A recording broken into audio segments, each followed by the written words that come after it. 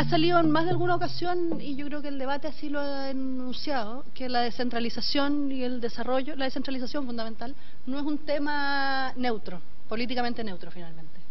Primero, quiero referirme fundamentalmente a 3 puntos, todos ellos recogen varias de las cosas que se han debatido aquí. Lo regional versus lo local.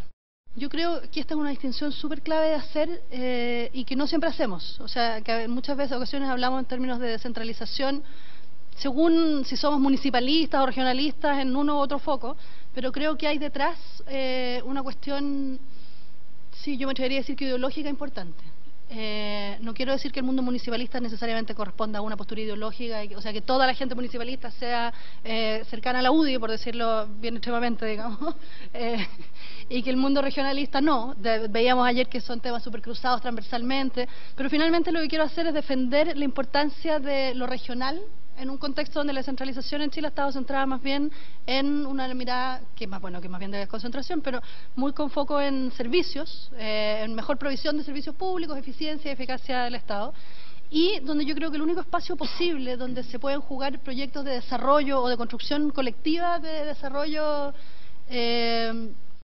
endógeno es a nivel regional, en términos de escala de institucionalidad pública. Yo entiendo que efectivamente los procesos, que mientras más reducida la escala, más probabilidad de iniciativas de base o de dinámica local existen. Pero hay algún nivel de escala, digamos, donde esos procesos se aglutinan y pueden tener una importancia en términos de construcción de proyectos de desarrollo compartido, en términos de que los empresarios pueden operar más o menos a esa escala, o sea, el mundo más bien privado, donde en el fondo organizaciones de la sociedad civil se agrupan entre ellas, municipios se asocian entre sí, y hay una institucionalidad pública con un nivel de desarrollo, bueno, bastante menor que el que uno quisiera en estos términos, pero que debiera ser un actor relevante en términos de construcción de un proyecto de desarrollo regional. Yo creo que ante la pregunta o ante el tema en el fondo estos son los 2 miradas que van a estar presentes en el debate hacia adelante, es la incorporación de este segundo enfoque a un enfoque que siempre ha estado presente. Este enfoque, el que podríamos como consolidar o decir muy presente en el tema del consorcio, es, diría yo, el que ha guiado buena parte de lo que se ha hecho en términos de descentralización desde el Estado en el país, que es una descentralización más bien funcional, con foco en la modernización del Estado, más bien de desconcentración que de descentralización propiamente tal, progresiva, gradual en términos de las perspectivas posibles y centrada muy en eficacia, eficiencia en la provisión de servicios más que en construcción de proyectos de desarrollo finalmente. Y ese ha sido, y eso es por lo cual a mí este estudio me parece especialmente relevante, el enfoque de este estudio y bueno, de algunos otros esfuerzos que lo que han hecho es, y aquí paso al tercer punto, mirar los temas de descentralización desde una perspectiva de las posibilidades de construcción de proyectos de desarrollo endógeno y de democratización, y no desde la lógica esta más bien funcional o de modernización del Estado. Eso no implica, creo yo, que el Estado tenga que dejar de ser el actor principal, que sea posible construir procesos de descentralización territorial sin el Estado o al margen del Estado, pero significa que los actores dejan de ser un instrumento al servicio de un proceso de descentralización y que son piezas, sin lugar a dudas, claves y fundamentales. La descentralización necesariamente es traspasar poder del centro hacia abajo, digamos. Entonces, si no hay algún tipo de voluntad o algo en el centro posible, en el mediano o largo plazo no va a ser. Este estudio, y en general yo diría que buena parte de lo acumulado por el Programa de Ciudadanía y Gestión Pública, tiene la gran virtud, a mi gusto, de poner el foco en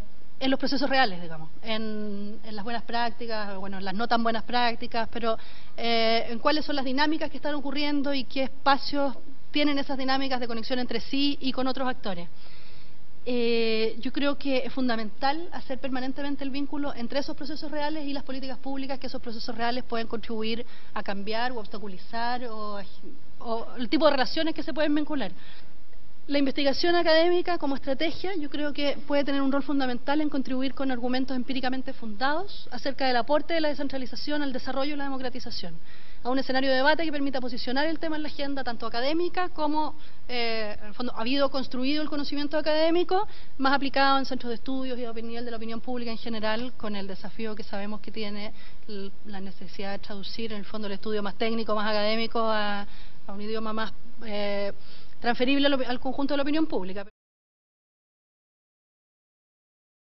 un tema fundamental, racionalidad en la toma de decisiones de política pública en materia de descentralización. Aquí hemos visto esfuerzos de,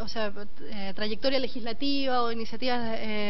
discusiones parlamentarias asociadas a determinados proyectos de ley. Hemos visto, yo diría que fundamentalmente son términos de racionalidad en la toma de decisiones, pero pasar de estos estudios más bien aislados a una cuestión que a mí medio que me obsesiona como pregunta, que es cómo actúan,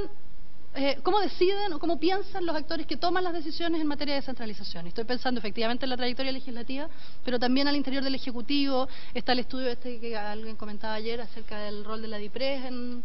estos temas. Pero uno podría pensar en una mirada más macro así del rol del Estado, tanto ejecutivo como legislativo, más que del rol de cuáles son los incentivos o racionalidades en la lógica de los actores en el momento de la toma de decisiones. Respecto del actor empresarial,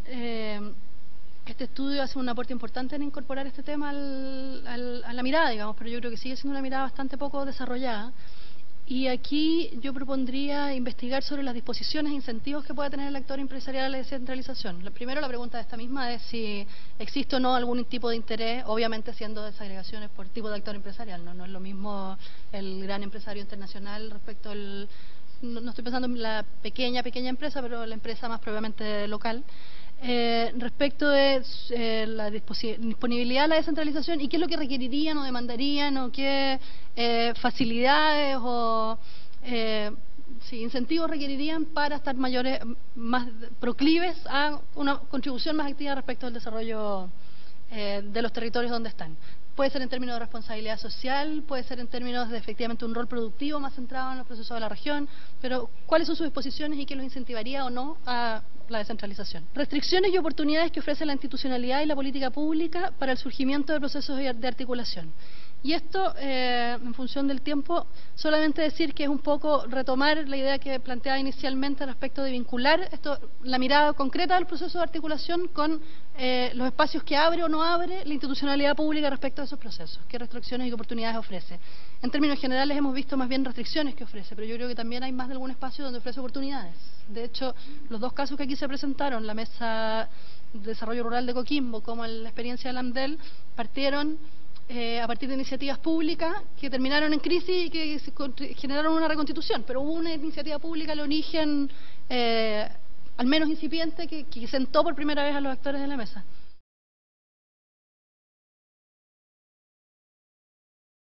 Investigación aplicada. ¿Cuál es la estrategia? Apoyar el desarrollo de procesos emergentes de gobernanza dentro del esquema político institucional existente. ¿Qué quiero decir con dentro del esquema político institucional existente? Entender que hay un proceso de evolución político-legislativa, de reformas que al menos a la investigación más académica o más universitaria le trascienden, digamos,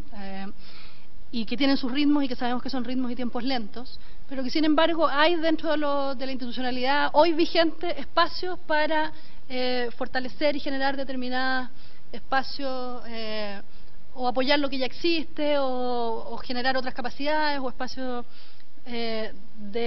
emergentes. La estrategia o en el fondo el conjunto de estudios o alternativas posibles de investigación que a mí me parecen relevantes tienen que ver con el diseño y transferencia de herramientas que contribuyan a la articulación de actores, al control social sobre la gestión pública, al fortalecimiento de las capacidades de centros de estudio regional, de investigación regional, de la ciudadanía en general, pero tal vez más centralmente del conjunto de organizaciones intermedias en una primera fase.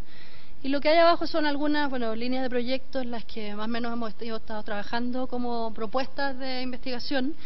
que tienen todas que ver con esta dinámica, ¿no? De diseño y transferencia de herramientas que contribuyan a estos procesos, no específicamente de descentralización, pero sí de gobernanza, de control social, de articulación de actores.